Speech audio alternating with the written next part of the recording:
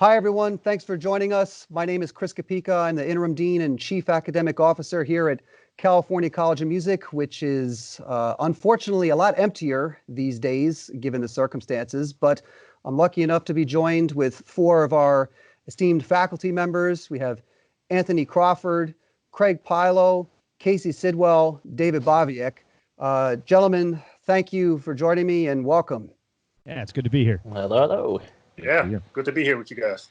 I wish we could all be in the same room at an actual round table to have a round table discussion, but that would mean that we wouldn't be covering the topic du jour, which is making money, making music in the midst of a pandemic, which is, of course, a rosy subject here. But hopefully you guys are making the most of the circumstances. The coronavirus has clearly upended life as we know it. Us Californians are still in lockdown. The governor has imposed a strict stay-at-home ordinance. And so all of us who are gigging and just trying to live a normal life, of course, can't do that these days. Just quotidian tasks like going to the grocery store are now dangerous. These are very bizarre times. So I kind of want to just touch base with all of you guys individually and just ask kind of how you're holding up, being holed up at home all day. So how's your work been affected? What's your kind of day-to-day routine like? Let's start with Anthony here. What's your day-to-day look like these days? Well, my day-to-day is very interesting. I wake up and I write music all day long, and I practice all day long, and I go to sleep. Sounds all right, actually. Yeah, I mean, I try to use this time as a motivational type of thing for me to get involved with other things that I normally wouldn't have been doing. So, like, for instance, I said, like, writing music, producing music. I say within this past month, I don't know, I probably have written and wrote like probably 100 songs now, all because I am at home and I can't do anything else. So maybe it's probably ironically what I've probably needed to be doing before the pandemic, but because of this pandemic, I kind of turned it into like a positive thing, and I turned it, okay, I can't gig, I can't do this, so what can I do? And so I just used that as a motivational factor to do things that I normally would have not probably been doing in the first place. So, well, there's a silver lining in this, I guess, Craig. Yeah. Along those same lines, I've definitely doubled down on the amount of playing that I've done. The only difference now is that everybody seems to want video, which was, again, never like part of my thing. I was a drummer, so and recording at home was something that I got into probably 11 years ago. So I was a little more familiar with being quarantined in a studio. So that wasn't as much of a shock. But now everybody wants a video of me playing the drums in 3 different angles and stuff to be accompanied with the audio, which, again, I don't mind, but that was like the one aspect that I hadn't planned for. And of course, getting more familiar with Skype and Zoom, and, I had it, but I didn't use it every day like I do now. So I think those are good things, though. I think those are making the best of this situation so we can still be productive. Casey?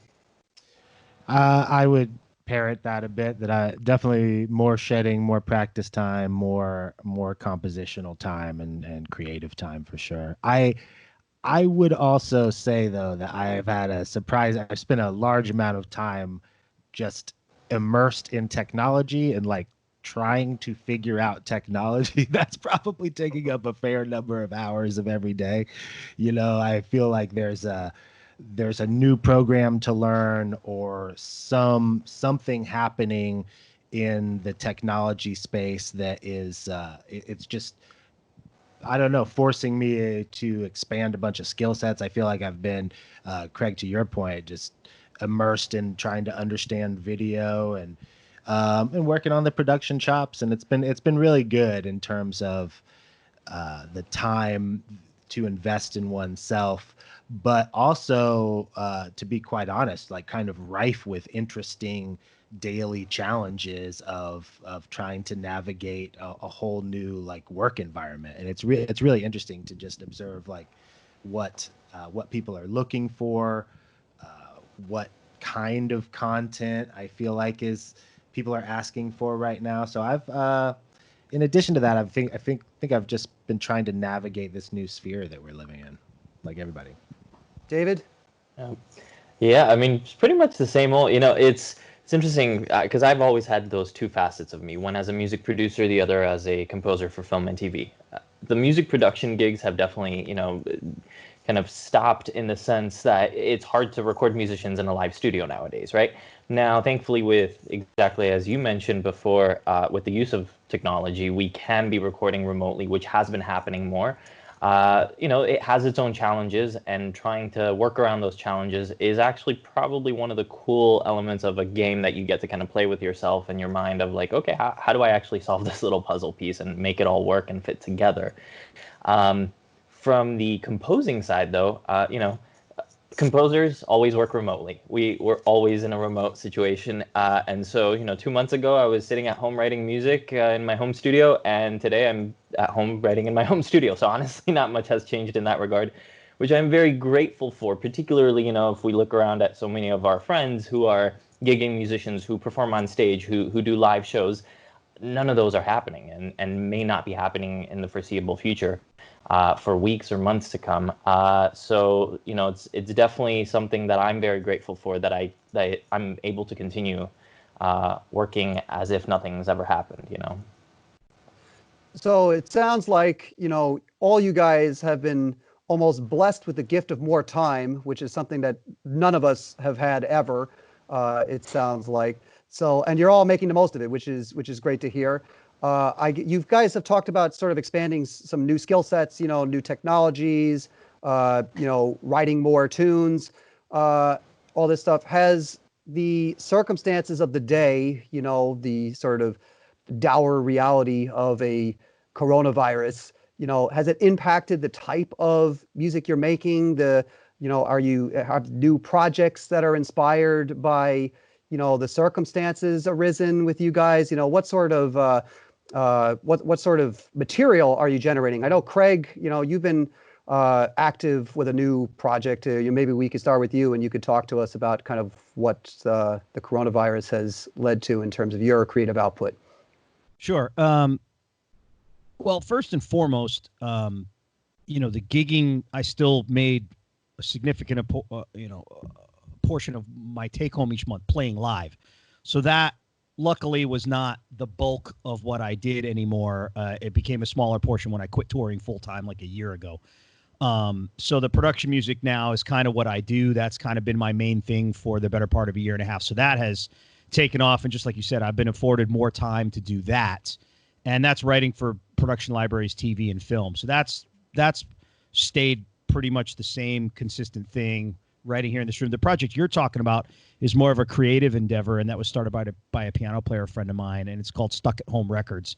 And it's basically just a creative endeavor for musicians to record cool ideas, a 60-second song once a week, and it's a different band every week. It's 4 or 5 really. It seems like the talent pool is really good for this. Again, I'm 4 or 5 weeks into it now, and the creator of this just assigns 5 people to a band. Somebody writes a 60-second song, passes it to the next person. One person originates it, passes it to me. I put drums on it. I throw it over the wall to the next person. And like I said, we all videotape ourselves doing our portion, and then it gets assembled at the end of the week. And that's what you guys see on Instagram. So it's a very creative process.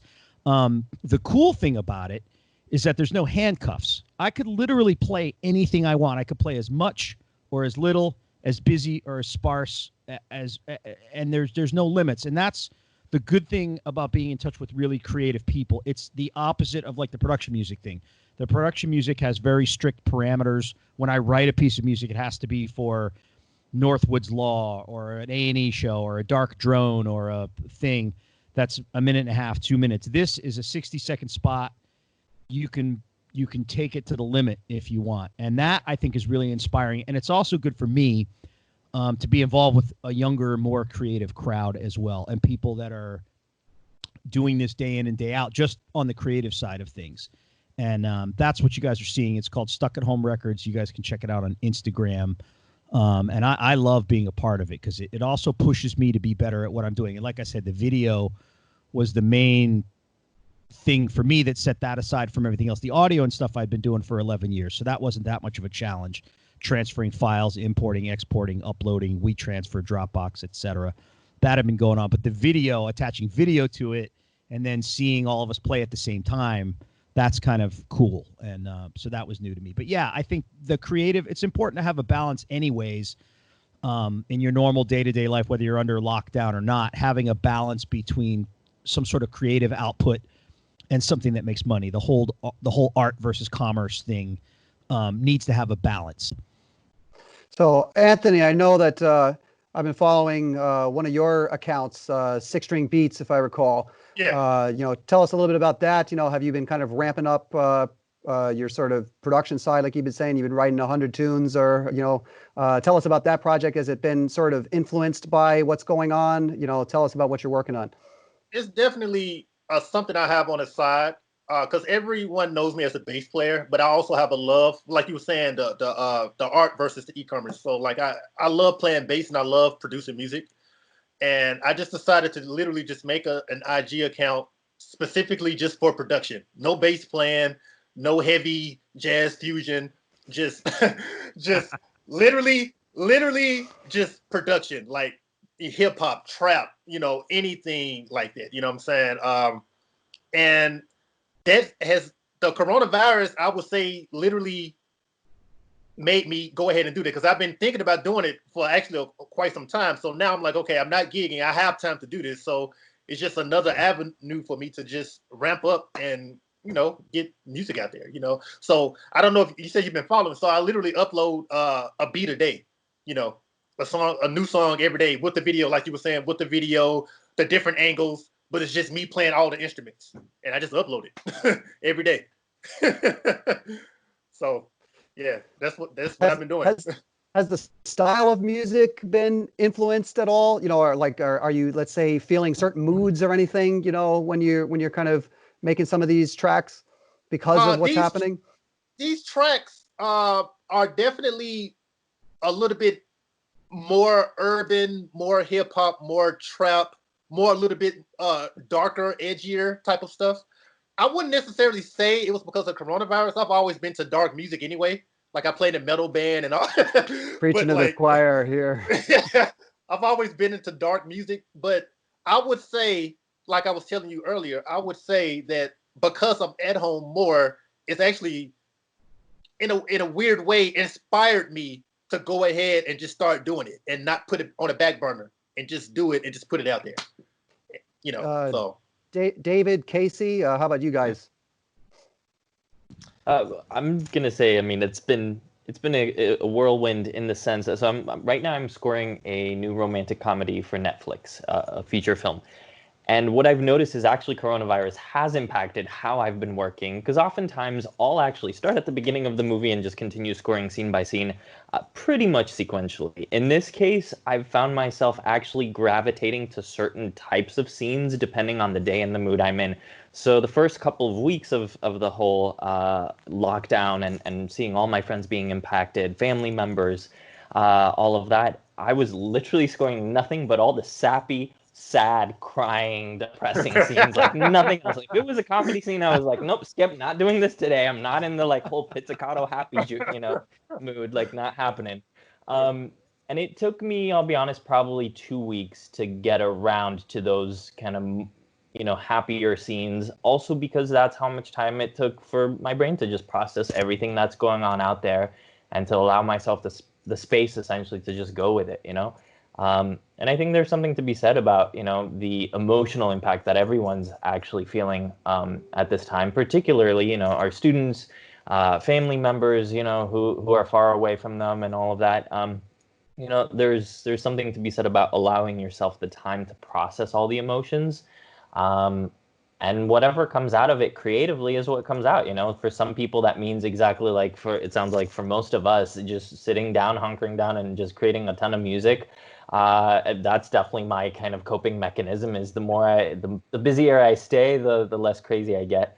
But for others, it's exactly just allowing yourself a couple weeks to just, be and gather yourself and then figure out kind of what the next steps are, right? But yeah, Corona has definitely impacted how I've been writing. Casey?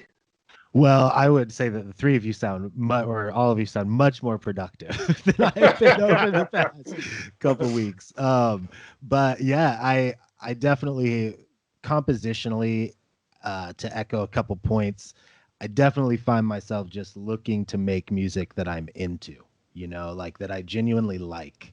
And I think that's a kind of a weird, very cool, interesting space to be in.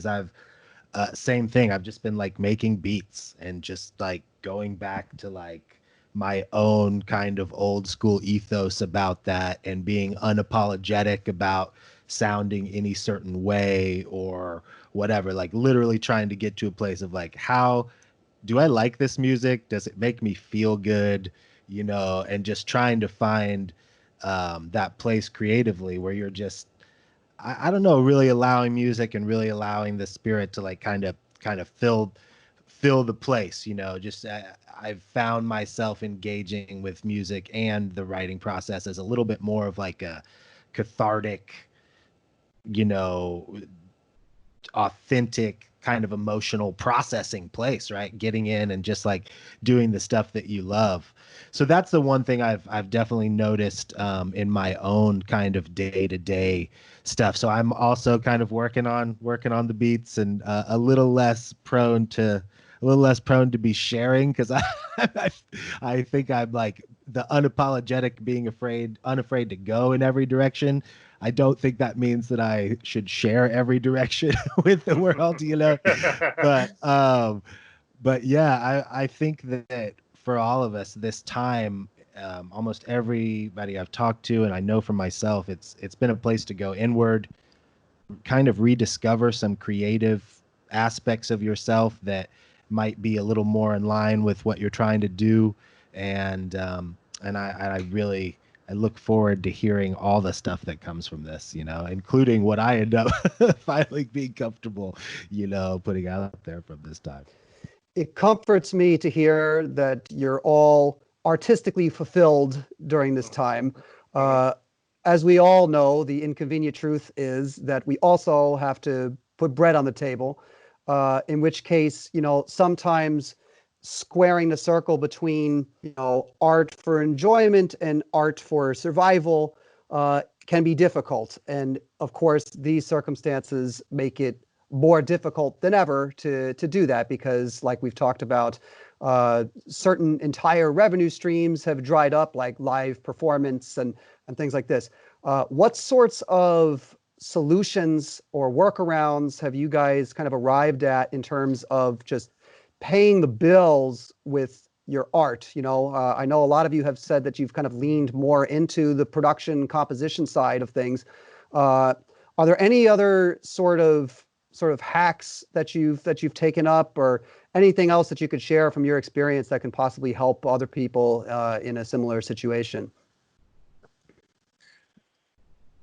I mean, I would say for me personally, doing things to help musicians online has probably been the way for me to go, whether it be lessons, whether it be like, giving them music, doing custom music for them for like their video projects or whatever it is. That for me has been a little bit supplemental. It's not the same as me actually getting out and touring and gigging, but it's something, what I'm saying? It's something to help motivate me to keep pushing out music and to keep building the production side of the stuff that I'm doing and getting it out there, and also in the process helping other people by like, hey, I notice you do YouTube videos. I'll help you with your YouTube videos, and for this amount, it's not going to be crazy amount, but like something, what I'm saying? And if you show them what you do, if you do some stuff for them and put some stuff on their videos for free, and so they can just see how you bring their stuff to life, and then they can see the value and stuff like that, and they're like, oh yeah, man, you're dope, man. Hey, whatever, So, I mean, I've been reaching out to people like that too, just content creators, and, because the thing is, YouTube and content, like you were saying, videos, that stuff is the thing now. like internet thing. Like that's where everyone is going to now. Everyone is going to the internet. So I'm just trying to look at ways to get in that realm instead of thinking like I'm playing live, but really put myself in the internet realm and the content creating type of realm and try to utilize that as a means of supplemental income. So, anybody else? I would also echo that, like, the stuff that I've put out there to just offer for free has brought the most back. Putting yourself out there to be like, hey, who wants to make a track? Because the one thing that I miss the most, as I'm sure you do, is just playing music with other humans, man. I just want to be in a room playing with other human beings, and that is something that I will be so thankful for when we're on the other side of this in a newfound way. But again, energetically, just like the places that I've decided to put some energy and reach out to some musicians that maybe you want to work with, or friends that you haven't gotten to work with in a while, and be like, hey, what are you doing? What are you working on? Do you need some bass? Do you need some, what do you need? Like, that stuff has brought back a little bit of, because you just get to working with people, and work kind of begets work. And so I noticed that the more we're willing to engage and kind of put ourselves out there and collaborate, the more that stuff is coming back. But certainly also it's not the complete substitute for like touring and gigging, but it is important, and I do feel like it's what we're supposed to be doing right now, either way. So it sounds like, coronavirus has sort of necessitated this almost peer-to-peer model of doing business, where you're forced to kind of seek out individuals in the world, to sort of offer your services. Anthony's saying that he's just hitting up people, to do stuff on their projects and things like this. Casey, same thing, so it's less about having, kind of interlocutors do this stuff for you, managers, agents find you work and stuff like this, or, just, and there's a lot more agency, it sounds like, in having to do this. So would you say that this sort of approach to, kind of putting yourself out there and just, aggressively targeting, people on the internet, is that something that you guys will sort of adopt and do more of going forward, even after we kind of come out of this situation? I will say for me, yes. Go ahead. No, I was just going to say, I don't, the whole being forced into the internet thing was relatively new for me, because I didn't exist solely online. I always had a presence, but it was never like my sole source of anything. For me, it was a necessity, and we'll keep it at that. I'll get this topic started, and I know David and I do some of the same things, so I'll kind of do a haphazard job of getting this topic started, and then he can correct me and build on it or expand. I think as far as creating content and stuff, and musicians making the most of their time at home, it's a great time to create content, because when you get out, or when the ban is eventually lifted and stuff, it's a great time to create product. You can figure out how to market it aggressively later. And I also know, again, like, I've been doing production music now going on 11 years. Right before the coronavirus hit, I had just started my own music group. Like, literally, it got approved by the state of California like the day we went into lockdown and stuff. So I actually have my own music group now for music production and stuff. It's called Groove Tower Music. I mean, it literally came into existence simultaneously with the lockdown. So I'm in the process of rapidly trying to expand a big list of production music and stuff. I'm not quite a music library yet, but I think as musicians too, at least my whole life, I've always made it a point of being prepared for a slow month. There's been months or weeks where gigs don't come in and they don't pay the bills the way they should. So I've always had enough to survive for a few months. And, I've been building up my back end, my BMI check, my residual income and stuff like that. So that stuff helps. The problem is that, backing yourself into a studio and recording production music for a month, as anybody who does this knows, you don't get paid for that for like a year and a half, 2 years. You could write music all day and all week. You're not going to see that money for a year and a half from now. So you have to have something else to go on. So I like what both Anthony and Casey said about being more aggressive and soliciting more accounts via the internet, because the composition stuff is more of a long-term plan. It's more of a long-term investment in yourself. This is a great time to build content and build up your library, but you still have to have something to pay the bills this month, because what you're doing from creating music and stuff might take care of you a year and a half from now, but you have to have something else going on. So maybe David can shed some light on that. I know he does production music like I do. Yeah, it's interesting because you want that revenue stream to continually come in throughout the year, particularly given that gigs they're not foreseeable. Like, you don't know you can't predict what's going to happen a month from now, 3 months from now. Exactly what we're in right now is a perfect example of that for the whole music industry, as to kind of what we as composers kind of experience on an every month kind of basis. I have no idea what projects I'll be working on a month or two from now, whether there is a coronavirus lockdown or not. And so being able to kind of pre-plan some of your finances, pre-plan how your potential work may be coming in is a very important thing. I think what Anthony is saying is a very important element of it, is getting out there and making new friends and making new connections and reaching out to people. I think one of the things that I feel a lot of musicians, kind of the one kind of keyword that gets thrown around a lot is you got to network, right? I think everyone kind of cringes with that one. The thing that I want to kind of point out is, and it took me a while to kind of really for that to click and for me to figure this out, but the truth is, sure, you can go out there, even in a real life situation, go to a networking meeting, hand out your business cards. The truth is, if people don't know who you are, if they don't know what you do, if they don't like you, if they don't like hanging out with you and spending time with you, they're not going to hire you for any gigs. So more than even networking, that's why I'm not need to make friends. You need to be friends with these people who are content creators, right? And so kind of what Anthony is saying around, hey, offering up your music for free and just kind of building these relationships is what you need to be doing at this point in time, because that's what's going to actually pay off in the long run, and eventually get you gigs that keep coming, relationships that last for a long time, and hopefully that end up exactly giving you not only a financially stable situation from your music creation, but also a nice back-end revenue if possible as well.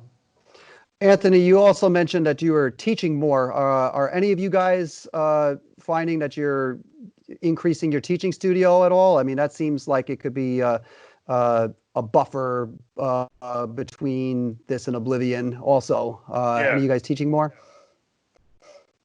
Yes. Yes.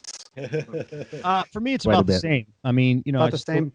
do one day a week at CCM. I have a couple other students that come here, and my studio is big enough that we can adequately social distance, in here. So I do have 1 or 2 students a week in addition from CCM. Teaching's great. The Skype thing needs to be expanded, and we all need to get better at how to teach online. I mean, specifically getting music into the computer and over Skype. I know there's just inconsistencies within Skype itself, and I'm still struggling with how to make that better. I have a nice setup now, but there's definitely there's definitely room for improvement as far as Skype and Zoom. And I don't know if it's bandwidth capacity or the interfaces that we're using, or maybe just because of the lockdown, everybody's using Skype and Zoom, so the system itself is over. I don't know. But yeah, as far as teaching goes, it's been kind of the same for me. But again, none of us teach for the money. It's always, I actually like teaching, and it's a chance for me to share some of my knowledge with up and comers or people that actually think they might want to be crazy like me to try to exist in this business in the future. So I do teaching more for that. So teaching was never about profit for me to begin with. But that said, we all need to get better at Skype, getting audio through the computer. For me, drum lessons is difficult. But I would imagine getting a bass signal or a guitar signal through the computer could be just as challenging. So, The thing I'm going to chime in with right there is, and I want to throw this out there for anyone who's watching who is trying to run sessions or lessons over Skype or any of the other services. There are a bunch of tools out there that you can use to actually get audio into Skype, into Zoom, into any other application to make sure that people are hearing it correctly from your DAW, Logic, Cubase, whatever program you're using, Pro Tools, as well as any other source, be it a microphone and stuff like that, to make sure that your students or whoever's on the other side of that, be it other session musicians who are listening into you playing, are able to hear you properly. And those, there are a bunch of tools out there. I seriously recommend you check them out. Some of the ones that I'd say are worth mentioning would be Loopback is a great tool. I Audio just Movers. got it. It's amazing. Yeah, Loopback is fantastic. Allows you to essentially route audio from any source, be it an application to another application. It's a great tool.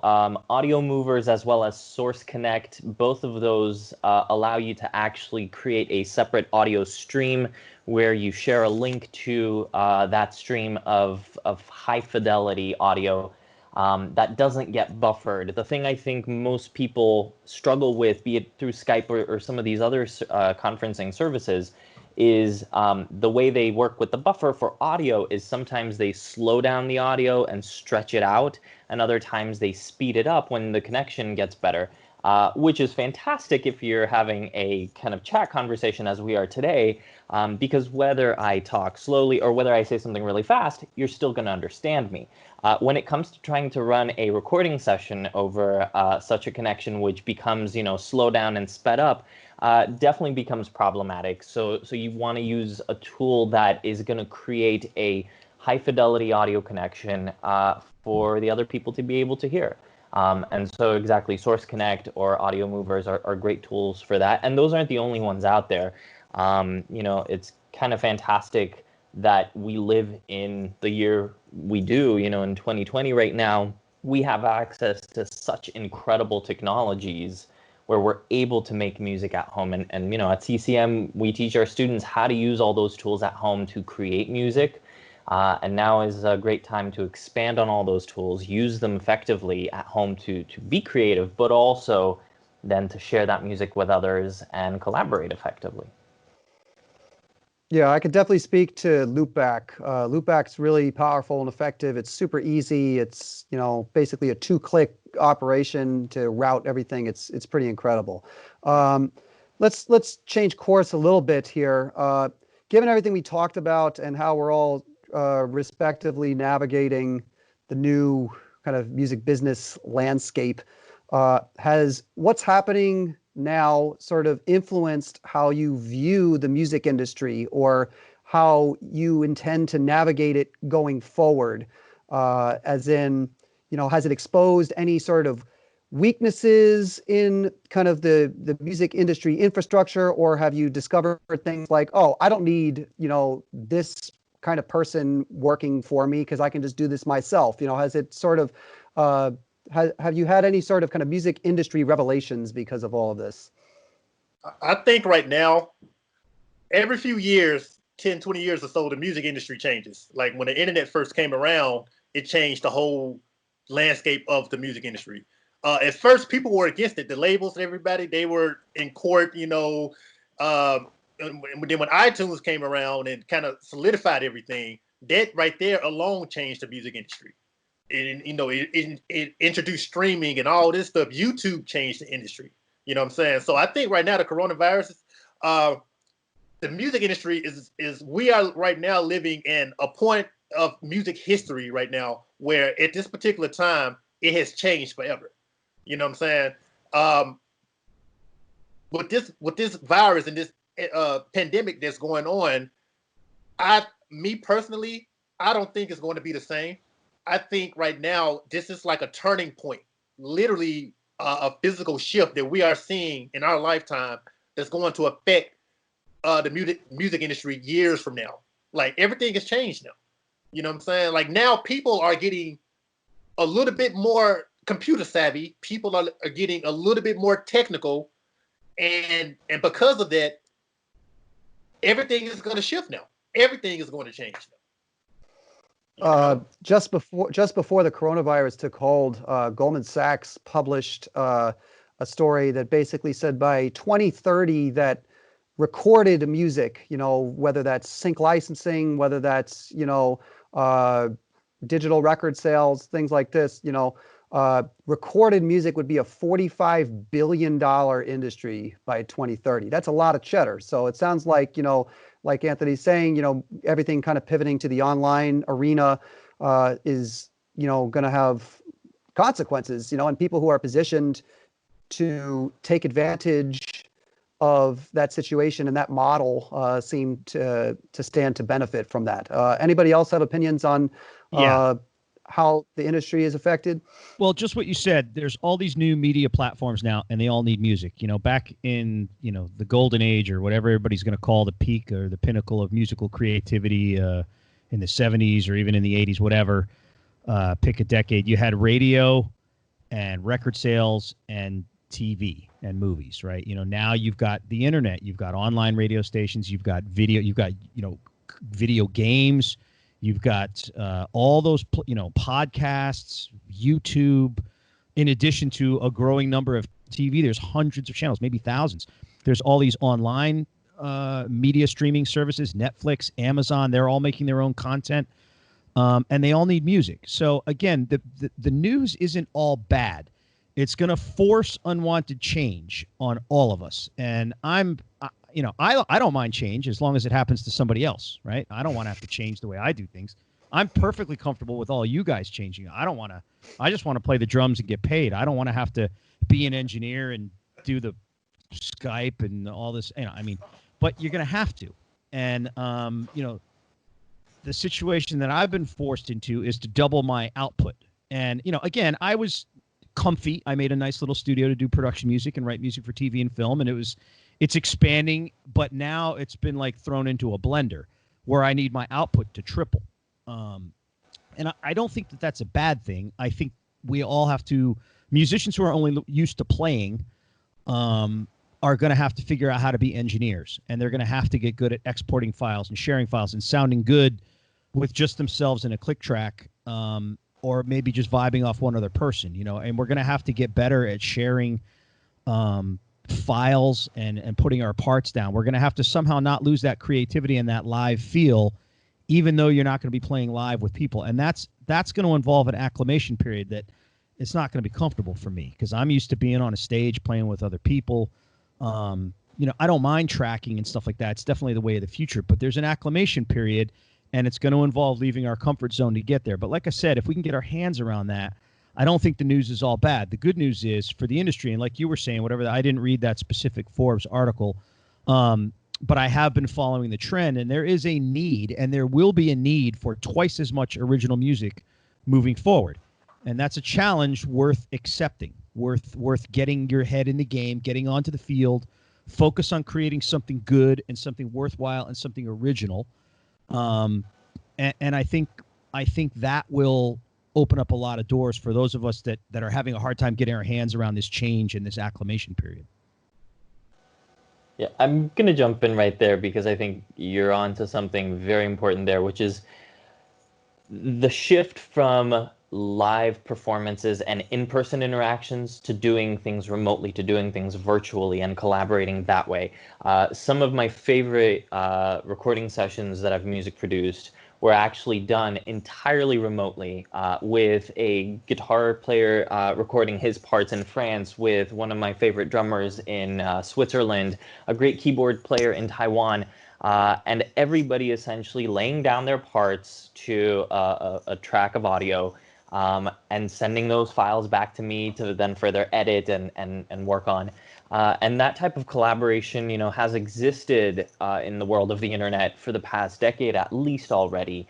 And I think now everybody's kind of being forced into it. Now, of course, as you said, this is the other thing that is so brilliant, is that there's this forced change that's happening. I watched this incredible TED Talk interview the other day with Elizabeth Gilbert, which I highly, highly recommend. It happened, I think, within like the first 2 weeks of the lockdown. She's an author of a bunch of incredible books. But one of the things she points out so eloquently is that there is no other species on this planet that is so brilliant at adapting to change. Whatever is thrown our way, as humans, we change right away. We're like, oh, this is the new scenario? Okay, well then I got to adapt and I'm going to do it. And we're so great at that. Yet the paradox is that there is also no other species on this planet that is so paranoid and afraid of change. Yet we are so good at changing. So why are we so afraid of creating these, we create these ridiculous scenarios in our heads about what the future is going to hold. Like, what if that doesn't work out? What if it falls apart, right? Yet we're so good at it. And I think this is a perfect example of that, is watching people adapt. The amount of musicians who are creatively using this time to create new things. You watch your Facebook feed and you're seeing all these virtual choirs happening, these virtual sessions, Craig's stay-at-home kind of records, right? It's all being born out of the creativity of the change that we're being forced to make. And I'm thrilled to see the amount of creative output that's happened already within the first few weeks. And I'm thrilled to see what's going to happen, because what we're seeing now was being created in the first weeks. What's being created now is probably a couple levels even already higher on the creativity scale. And it's going to drop, within the next month or two. And I'm sure there are some crazy, crazy ideas out there that we haven't even thought of yet, that somebody's cooking up in their bedroom or some other place. And I'm excited your to see job, what man. the world's. Come on, step up. Casey, you No want to pressure. jump in here? Well, yeah, I mean, I think that it's so interesting to hear y'all's perspective, and very enlightening. I'm very just appreciative to be on this call, because I think you guys have such positive perspectives on this. The one thing I would add to it is that I also see changes from a listener perspective and in kind of a cultural perspective of the type of music that I think we're hearing and that people are craving. Craig, to echo your point, there is going to be an unprecedented need for recorded music right now.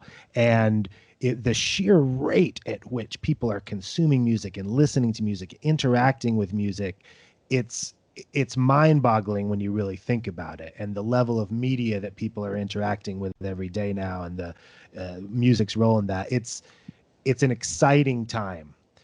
I also have noticed, just anecdotally, that people's connection with music, especially when you're engaging with music for the sake of music, not as part of some other media, I am noticing that people are listening to music for slightly different reasons right now. They're listening to music for relaxation, to keep their heads together, to dance in their living rooms alone, for nostalgia, to connect with their friends, all this stuff. And it's a little less of the kind of just constant turn up music that has been really popular lately. The past few years, I've spent a lot of time in the festival kind of circuit, and have really felt like progressively more and more music, especially as it's presented in a live setting, is all about just pumping the energy up to 1,000 and keeping it there, right? So many festival sets, particularly EDM sets and stuff, are just about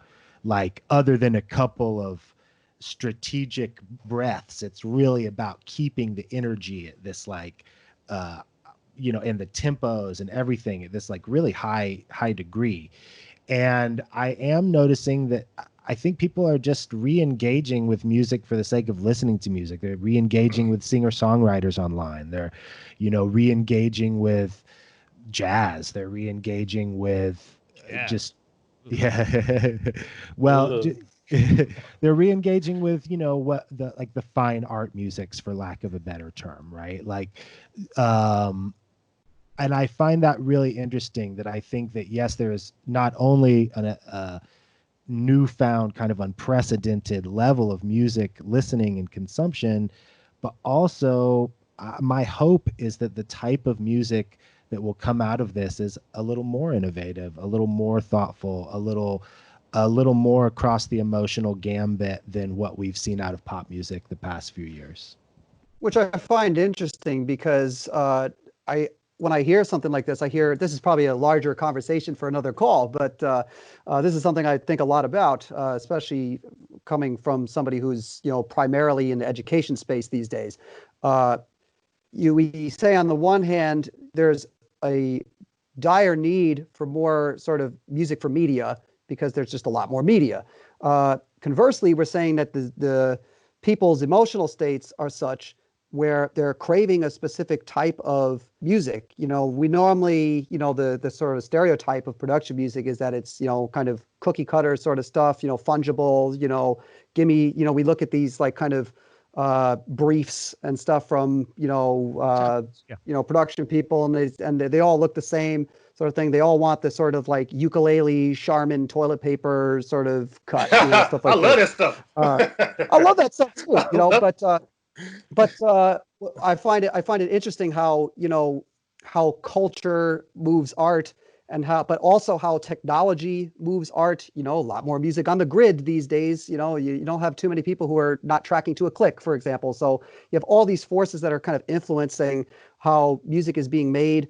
And probably another conversation for another call. But I find that interesting that we seem to think that there's going to be more range, despite the fact that a lot more of this music is going to be applied to media. Something to think about. I love about. What Casey said about things getting more creative. I hope that people follow that lead and use this time to be more creative and erase the parameters. There doesn't need to be any. Use this to create some better music. You're in your own room, you're in your own bedroom. It's trial and error. Come up with something good. Come up with something well and thought out. And I like what he said about that. I hope that that people that resonates with people as well. And I feel that I speak for all of us, being CCM instructors, that what we're trying to all instill in kids is that things change. So you have to have well-rounded skills, and you have to be able to be thrown into any environment and be able to swim, basically. And so we're trying to develop artists and musicians, not necessarily technicians in the sense that they can execute one process. Of course, the technique is incredibly important. You need to have the technique in order to effectively communicate your ideas, but you also have to have something to say, and you also have to be versed enough so that, when you're forced to, let's say, change your entire sort of, income avenues, stuff like this, you're able to do that because you can lean on your technique that you've cultivated. You can lean on your musicianship that you've cultivated by being in these situations that we put you in school. Final thoughts here. Any advice that you have for, somebody whose, whole entire artistic life is upside down now, who's kind of trying to figure things out? What do you say to these people in summary? I'll just kind of go around to everybody. Anthony, what would you say to people who are kind of afflicted by all this? I would say, don't be scared of change. Just like my man said right here, don't be afraid of change. You may have a desire to be one thing, like I'm a bass player, but in today's music industry, you have to be more than just a bass player. Like you were saying, you have to have some type of savvy interest in recording, videoing, editing, like all this marketing, like all this type of stuff. And I think in today's music industry, all of this stuff kind of plays a role in just being just a musician now. And I would say to a person coming up in these times, adapt the marketing thing, adapt the whole internet game, the video and the recording, the editing, this, that, and other. Get some type of knowledge with that and use it to better yourself as a musician and to better yourself mentally as well. So you can be more valuable in today's music industry, or tomorrow's music industry after all this stuff happens. Craig. I've actually been getting inspiration from some strange places right now. I've been watching a lot of things on the History Channel, the history of America, the men who built America, that kind of thing. And it sheds some light on trying times that this country has had. And what we're going through now is definitely unprecedented. And I'll tread lightly when I say this. It's not the worst thing that has ever happened to this country. And we will get through this. None of us are being told that we have to meet down at the local, army place to sign up. Here's an M16. You're going to Afghanistan. It's not that. We're being told to stay home so that we can stay safe, to wash our hands, and it's not as bad as it could be. I know it seems like gloom and doom, especially if you're like a news junkie. Like I know I have people in my own family that get up and the first thing they do is pop on the news. I mean, that's gonna wreck you up here. If you got to turn that TV off, you got to find something more inspirational. The TED, anything that the TED videos, those are great that David brought up. I like watching stuff on the History Channel because it just gives me perspective that this is something that we will overcome. It's not easy, and I'll echo it again. I don't mind change as long as it happens to somebody else. I don't like changing. It's not fun. It's hard to get acclimated, but I'm doing it, which means that everybody else can. It's not that, it's not the end of the world, and there's worse things that could be happening to us right now. Use this time to get smarter, read a book. Those TED lectures are great. The History Channel is great. I'm screening a lot of music for a library in Calabasas. So not only do I do a lot of production music, but I also screen production music for other people. Use this time if you want to be a songwriter and you're not lucky to be enrolled at a place like CCM. Use this time to get some basic songwriting skills, improve your production skills. Use this time wisely. For those of us, I guess the original question was, what do we say to people that have lost their gigging income, that exists solely as players? Use this downtime to develop another skill. And learn a little bit more, read a book, watch a TED lecture, get into, if you're really worried about your money, watch some seminars or some videos on finance, if that's interesting to you, or that's a major concern. But history has taught us that we will get through this. We will thrive. We will find a way around this. And I think the future is going to be okay for the music industry. Casey? Well, I really appreciate what the two of you just said. I would just echo those thoughts. I mean, that's both of you. It's extremely well said. I would just add to it that this is an opportunity, that you can find opportunity in this trying time. I do think that for me personally, and what I would talk to my friends about is starting from a position of gratitude. If we are not going through the hardest thing that we have ever gone through as a nation or people on this planet. And when you start from a position of gratitude and you take this as an opportunity to create, to go inward, to build skills, to improve upon yourself, I mean, that's how we're going to come out on the other side of this thing in a more positive place, just fundamentally. And so I would encourage, all the students and all of our colleagues kind of struggling this time. And there are many. I mean, that is something that shouldn't be overlooked, is a lot of our colleagues are going to have a really hard time. And so I would also say, communicate about that, reach out to people.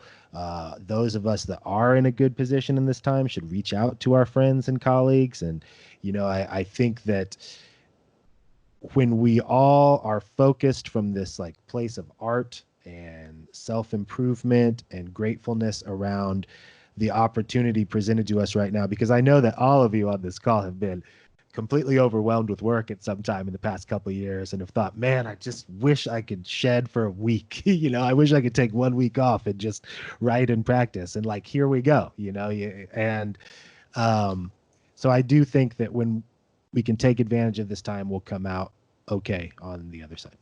David? Beautifully said, Casey. It's all the same. I think it's so important for us to essentially come together as a community, right, and to support each other as friends, mentally and in any other capacity possible.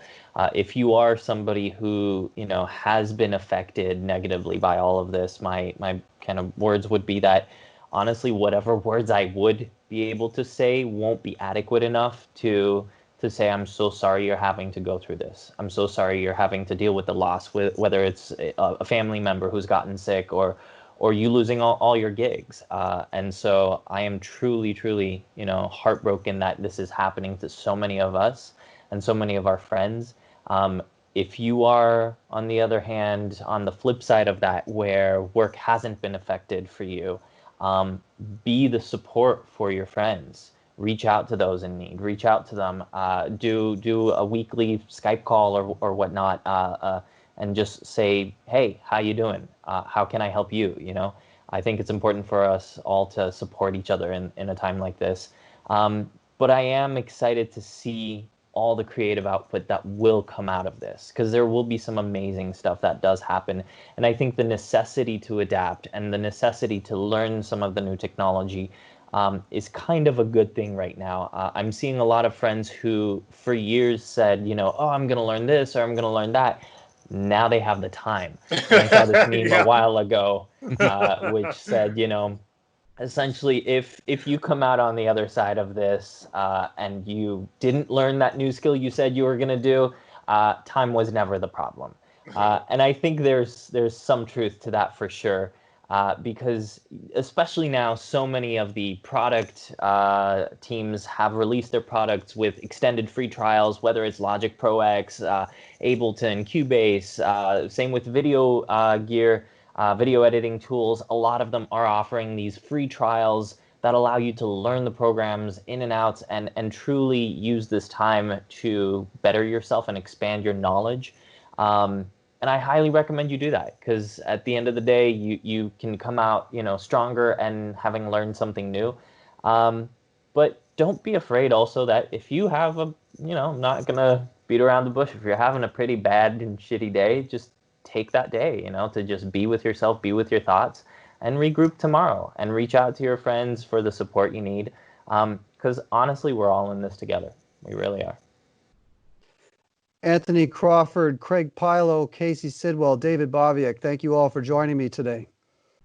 Thank you. It's a pleasure. Thanks, Chris. Yes, thank you so much. Stay safe and keep making stuff. Looking forward to hear it. All right. All right, buddy. You too. Likewise. All right. Thanks, guys. Thanks so much, All right. guys.